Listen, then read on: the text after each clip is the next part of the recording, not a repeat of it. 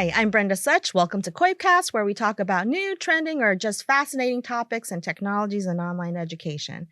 Given the extraordinary times in which we are living, everybody might just benefit from getting up and doing a little shimmy, a little dance. Today, we'll discuss teaching dance to online students. Joining me are Assistant Professor Rujeko Dumbutshena. Hi.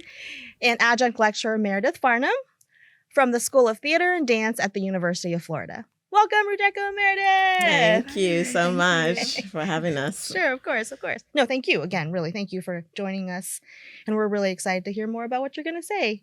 So our show has 3 segments where we like to get to know your thoughts and experiences related to the past, present, and potential future of online education.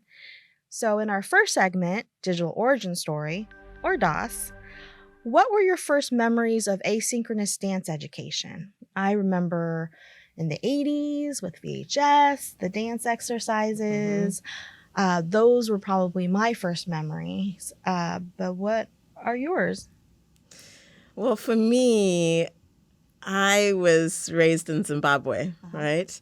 And so I think that my first memory is of music videos, right? So at some point, there was the introduction of music videos. I can't remember exactly when, but the dance component to that, I would learn the routines and practice them with my friends, and so that was kind of the first memory.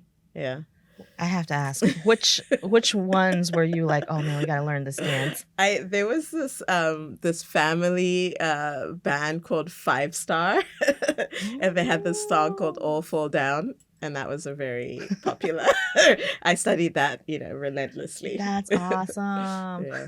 That's so good. You were like a mixed or girl boy band, or more, yeah.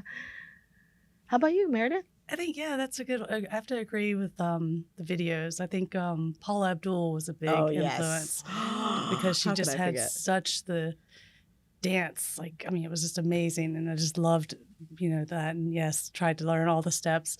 I also remember there used to be some VHS for workshops. I remember Tremaine, he had a video that you could learn all the combinations that he taught at workshops and stuff. So I think those were my first 2 experiences. Yeah. Did that impact you all in getting into dance, or how did you all get into dance then? Yeah, I would say, I think that in anything that you aspire to do, if you see it reflected back to you and on a level that's as big as that, it's on TV, it kind of reassures you that, oh, there's a path, right? There's a direction. So I think that that's the influence of it. Mm-hmm. Yeah, I was already, dancing training at that time, but I think it just, solidified the fact that I could continue on that path. And, although I had some divergence at times, I always came back to dance. And that's what's led me to here. That's good. So in our next segment, where we'll probably spend a little bit more time on this one, talking about the present online education and dance. It's called Bits and Bytes. So what does online dance education look like now?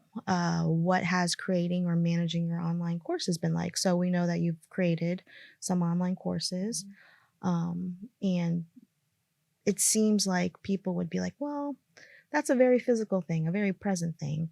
But to your point, we've seen music videos. We've done, with friends and choreography, etc.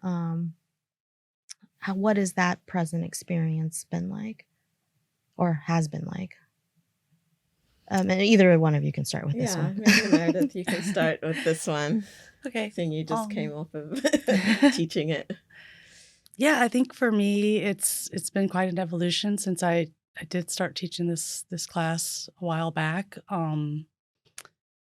So I think more recently to implement more of the technological advances since when the class began, has been a lot of fun to interact with, and because dance is such a visual art, so I think that allows us to really curate through a lot of materials and kind of bring um, these certain parts of each aspect of dance and movement theory and movement history to the students in a way that it opens up their individuality, and it also allows them to interact with each other and expand their ideas of, you know, culture and society and community. So I think it's been really a rewarding kind of evolution of watching this class,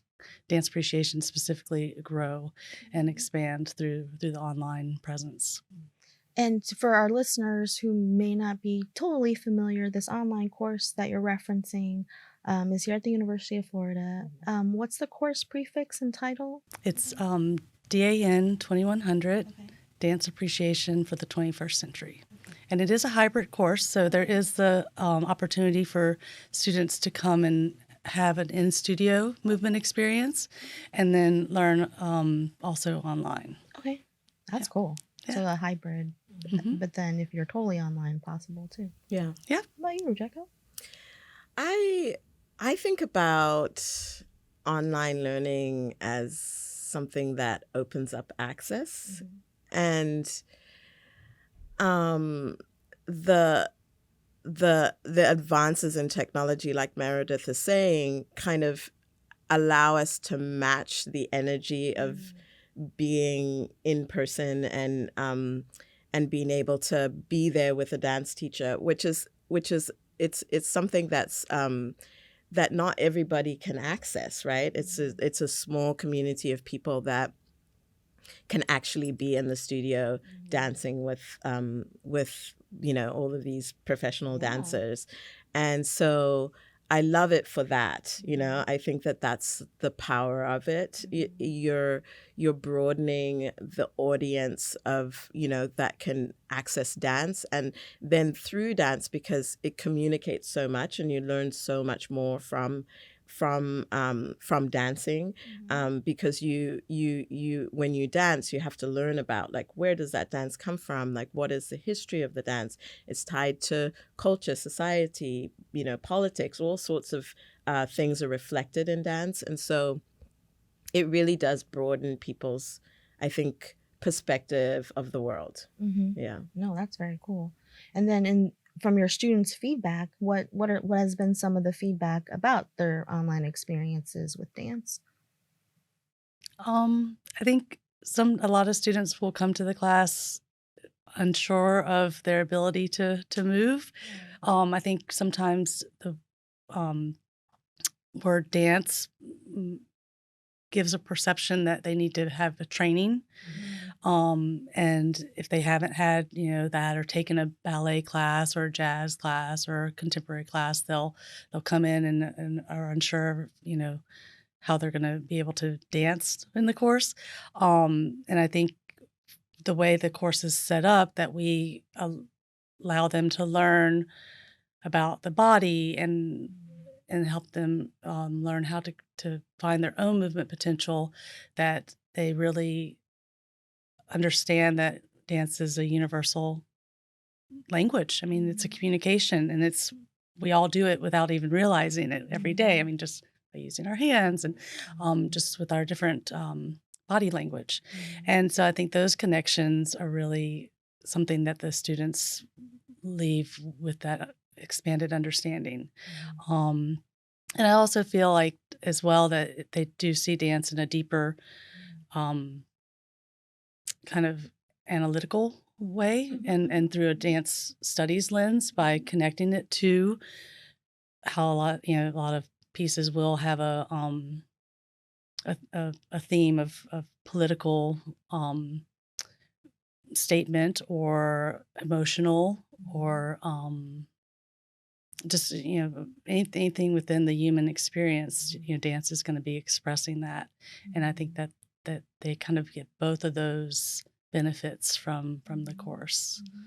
Yeah, no, I when I hear, we talked a little bit before, being online here, and when we said, all right, let's start recording, and it just sounds like dance is such a joyful thing, and can be such from someone who's never danced before, to what you were saying, by the time they finish a course, might be, you see their growth and their evolution. In both of y'all's experience,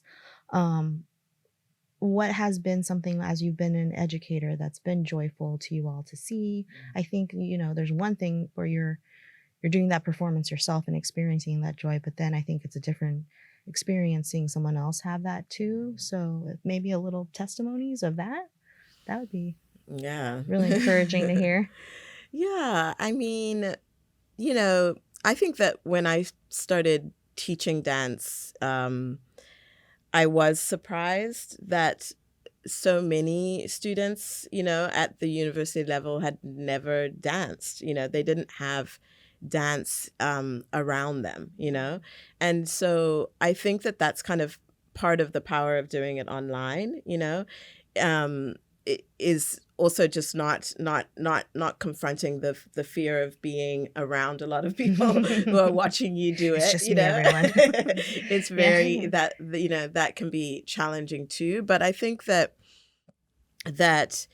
your a deeper understanding of your body is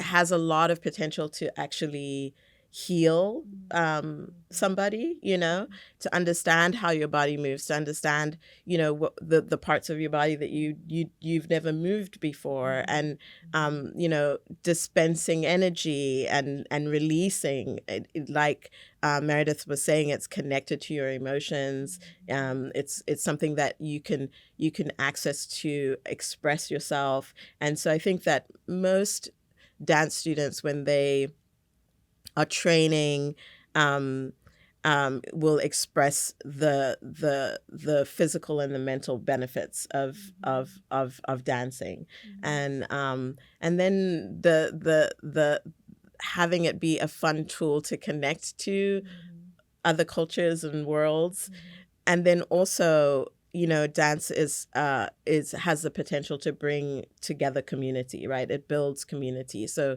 you by practicing on a regular basis, you kind of even if you sign up for a class in a semester, you're able to kind of bond with the people that that you're moving with. So yeah, I think that's some of the benefits, I'd say. Yeah.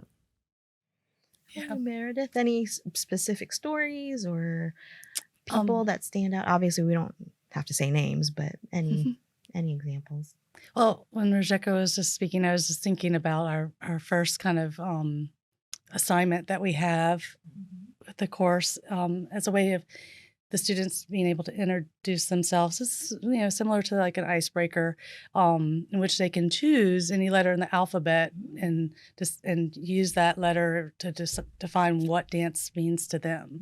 And I think that's a really kind of it's a neat way for you to learn about someone. And I've found that sometimes it's really surprising, like the expanse of experience that they actually are coming in with, which they don't even realize, whether it's something that they grew up with their family, or something that was within their culture, or just something that they've connected to, even through TikTok, or different TikTok, avenues in that way. Yes. Or being social, club dancing. So I think that's a really kind of sets the tone for the course, that it is about everybody getting a chance to explore their individuality, but also how they connect with others, and then helping them see from different points of view, just starting to build like a community with people that they might not have initially been introduced to. I am curious about this assignment. So let's say I have the letter A. Like, is it like, do I then have to kind of dance more like the letter A, or like how, or is it just up for my interpretation, or what would that assignment be It's like? interesting because I do have a similar assignment like that. But for this particular assignment, so if I were to say, okay, what does dance mean to me? And I would say, I'll just pick something easy Yeah, like sure, ballet. Sure. Oh, okay. So I'd say, okay, my letter's B Okay. in ballet, and this is why, I Got like it. ballet. Okay. But I have done in studio, like building movement through like your letters of your name, or using different ways of exploring space. Sure. Through different through like maybe sometimes I'll have the students just kind of visualize a word that is connected to them, whether it's their hometown or another person, and just mentally hold that word in their mind, and then I will lead them through different movement task using that word. And so sometimes it will come out to like tracing the letters, either with an arm, or maybe it'll be with the foot, or it might be moving through the space, making a kind of floor plan in the letter. So that is another fun kind of thing to explore. So both of you, in that vein, both of you work together to help build, I think, DAN 2100, refresh it, keep evolving it. For anyone at, I would say, the state college or university level who was like, oh, wow, these people did it. How can I make an online dance course? Not that you have to walk us through all the details, but maybe how should someone get started? What are some things to start thinking about to craft this online experience for students? Give you a moment. This thing that took 16 weeks, can you explain it in 3 minutes? Thank you. Oh, deep breath. Yeah. Step 1, deep breath. Deep breath. Yeah, I mean, okay, I think that it's a collaborative process, and that's what makes it successful, right? We're coming in with our skill. Meredith had much more experience with online learning than I did, and we come from different dance backgrounds, so have different perspectives, different history. So collaborating made it a more joyful experience, So we're collaborating together. So that would be a strategy I would offer. But then the collaboration with you guys, with COIP, was also a really joyful experience because it introduced us to all. No, we want people to be happy. They're a wonderful team. Everyone was so open and helpful and supportive, and so that is encouraging, the people that are considering it.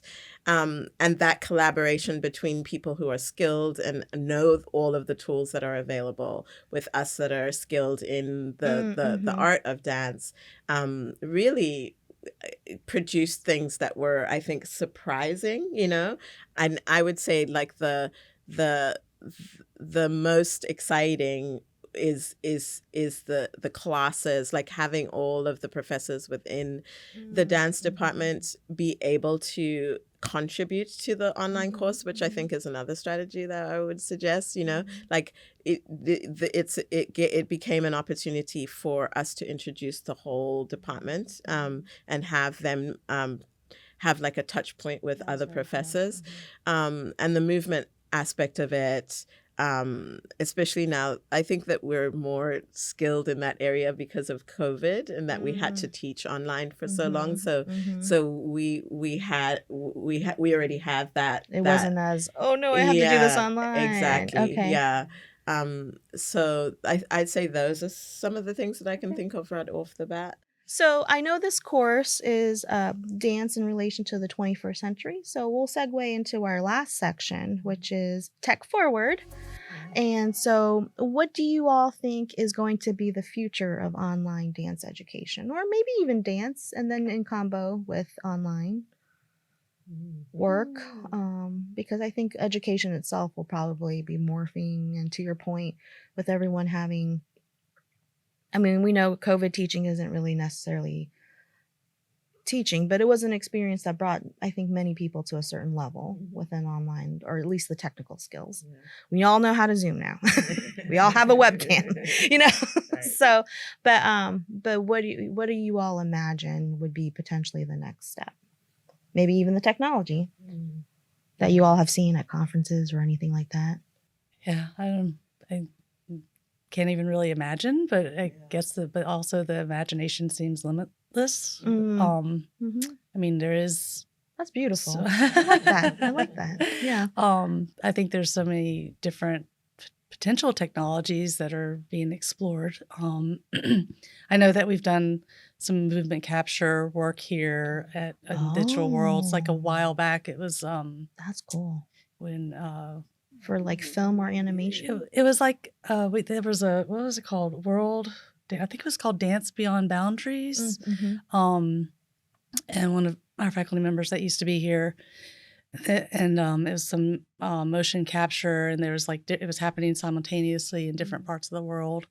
And then there's been some other research. So I think motion capture is a very interesting, and I think also now we have that happening more in our theater aspect of the school theater and dance. The introduction of AI. And then the AI that is being really explored. So I think those are very interesting to think about, having that potential, especially in the performance realm, and exploring that. And dance is, I like to dance. I like to watch dance. I think it's beautiful. But education-wise, I don't know too much about it. So when you say AI and dance, what is that? What does that look like? What are some of the things that have been talked about? I mean, I think that we're learning what it is, you know. So it's not just like ChatGPT and dance. I think it's being explored. We with the AI initiatives at UF, we as in the School of Theater and Dance have been really privileged to have Professor Heidi Bover there, and she has experience with AI and performance, and so if I were to imagine some of what is happening, it's very hard for me to actually imagine. But I know that she has these hazmat suits where dancers can wear them, and she captures that, and she can project that or create some other images, or you can. Is it on a screen in front of you? Yeah. Okay. And so, there are all sorts of things that she's introducing to us to. Okay. And so I imagine that, that is a direction that is a future direction, right? Sure. There's a project that a friend of mine was talking about where, for instance, for say African dance, it's so diverse, right? So many different countries and different tribes, and this idea of kind of archiving, through. That's interesting. Something future, but for the past. Right. Yeah. Right. So using technology to archive movements, and then also thinking about when you think about technology and dance and performance, the access is something that's great. And sometimes people feel a fear of access because then anybody can access something that somebody else has created and not necessarily give credit. So there's a colleague of mine, Caduce, who started imagining, well, what if we could have a technology that would identify for somebody what that movement was and where it came from, also just in recognition of all of the ways that people contribute to the movement of dance and the advances of dance, but maybe don't get credited. So I'd imagine that could be something, wouldn't it be fun if you were watching some dance video and you could understand exactly, well, who created this, and it's this, jazz person from back in the day that was kind of obscure, and yeah, so just that would be something that I could imagine being excited about seeing. No, that's very cool. I mean, even right now when you watch movies, in a scene, they tell you like who, who did this, who's the actor, et cetera, and you can click on more about them. Right. That's very cool. Just again, for my own knowledge, I come from the world where if I'm citing someone, the author, like parentheses, author, year before a dance, how do you give someone credit? I think that's a aspect of dance that's kind of has been lacking, and there's been a lot more research happening in that idea of giving credit to. I mean, even when you look at some of the movies, if you can go through all the credits and you're like, oh, who choreographed that, and it will be missing. Right. A lot of times, Oh, that's unless they're unfortunate. very like, This is a dance famous, movie. Yeah. Right. Or yeah. So I think that's ongoing research that Okay. needs to, be elaborated on, and there might be some, like some, steps towards that. Sure. Mhm. Sure. And then having that technology, like what you're saying. Yeah, and be able to identify Wow. and give credit. Fascinating. Yeah. Yeah. So even just for the archival purposes, citation, credit, even the capturing of the movement for the future, how it's being captured, are all exciting things that seem like it's happening. Wow. That's very exciting. Oh, thank you. You all have motivated me today. Well, is there anything else that maybe we haven't covered that you all want to bring up before we conclude our time together? I think that feels like it covered, Yeah. much more than We I just was expecting to cover.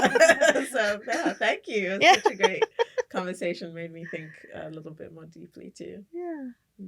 We traversed the history and the present and a little of the future. So that's good. That's good. Well, thank you. Thank you both. Thank you, Meredith. Thank you, Rujeko, for joining us. Thank you. Thank you for those listening and watching. And until next time.